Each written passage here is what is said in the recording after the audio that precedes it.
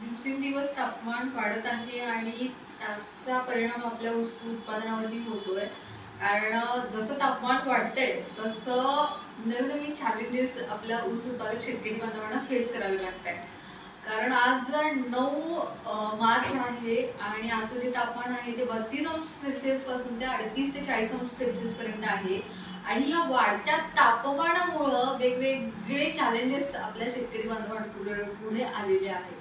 ते कसे तर सगळ्यात महत्त्वाचं म्हणजे की वाढत्या तापमानामुळं आपली जमीन जी आहे ती गरम होते आणि त्यामुळं पांढरी मुळी जी आहे ती तिथं थांबते आणि त्यामुळं जे अन्नद्रव्यांचं अपटेक व्हायला पाहिजे ते होत नाही. त्यामुळं त्याच्यावरती उपाययोजना काय करायची तर सगळ्यात महत्त्वाचं म्हणजे की तिथं पाचटाचं आच्छादन करायचं.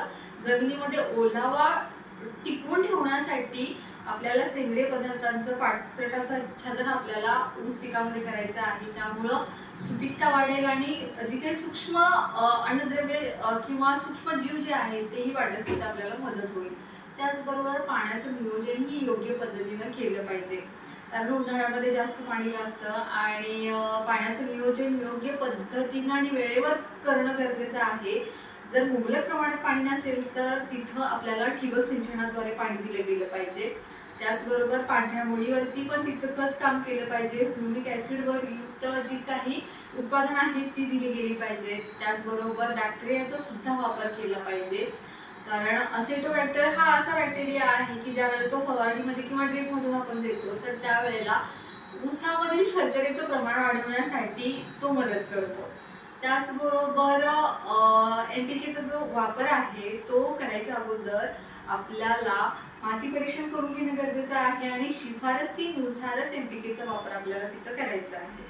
आणि ह्या सगळ्या गोष्टींमुळं किंवा अतिउष्णतेमुळं किंवा कमी पाण्यामुळं एक प्रकारचा ताण जमिनीवरती किंवा त्या पिकावरती आलेला असतो आणि तो ताण कमी करण्यासाठी आपल्याला MOP 2% फवारणी आपल्याला पिकावरती करायची आहे. जेणेकरून जो काही ताण आलेला आहे तो तिथं कमी होण्यास मदत होईल.